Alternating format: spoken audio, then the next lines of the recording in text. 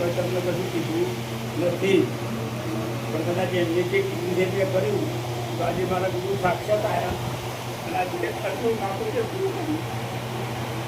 એટલે આજે અમારા ગુરુજીને જો વાત કરું તો છેલ્લે બોલાયું નથી, પણ બોલાવાનો છૂટકો પણ નથી. એમ અમારા મારી મા એ મારા બાબતે ગુરુ કર્યા હતા એના પછી અમારો જન્મ થયો. એના પછી જે અમે બધા ચિંતા છે બધા ગુરુ છે હજી. હવે એ મારી બા જ્યારે મારી પરિસ્થિતિ પણ છે આ નવા માણસ ખબર નહીં હોય પણ જૂનામતું તમામ જન્મ તો માહિતી ગુરુ એ વણસી એટલે કોઈ સીમા વગરની વણસી. મને તો હું તો એમ જ હતો પણ આમ જગત જ બધું ખબરી ઉઠ્યું મારાથી. એમ હવે તો મારી બા રાત દિવસ ગુરુના વચનમાં હતા અને એમનો બધા દીકરા કરતા એમની લાગણી મારા પર વધારી હતી. તો એ ગુરુજીની કંઈ પ્રાર્થના કરતા હતા કે ગુરુદેવ કોવિડને થર્ડ ચલાવજો, દારૂ પકડું નહીં.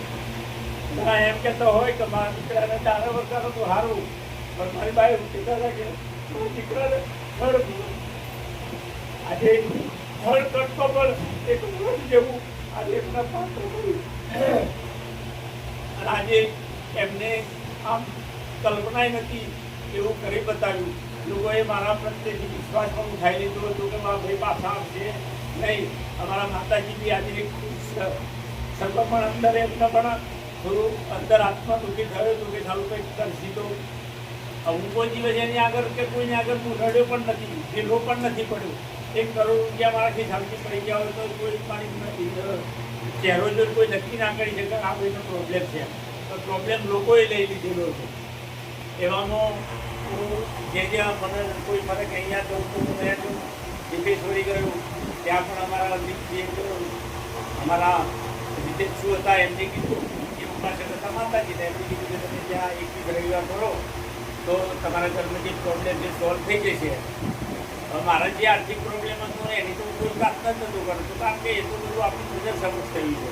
પણ એના વગર જે થોડી તકલીફ હતી અમારા ઘરથી થોડું પવન આવતું હતું એ વખતે એમને મને કીધું કે આ તમે કરો એટલે આપણે તમને રસ્તો મળી જશે. તો 21 દિવસ પૂરા કરતો પણ 2 દિવસ એવા હતા કે મારા રાત્રે સામે પૈસા ના હોય પહોંચવું અઘરું થતો હોય પણ હું બધે જે રીતે પહોંચી 21 રવિવાર પૂરા કર્યા.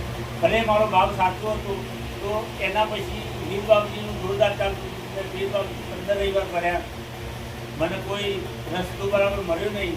કદાચ મારે બહારનું અને મારું કંઈ અમારું પરિવારનું ગામનું ઘરનું બધું સારું થવાનું હશે.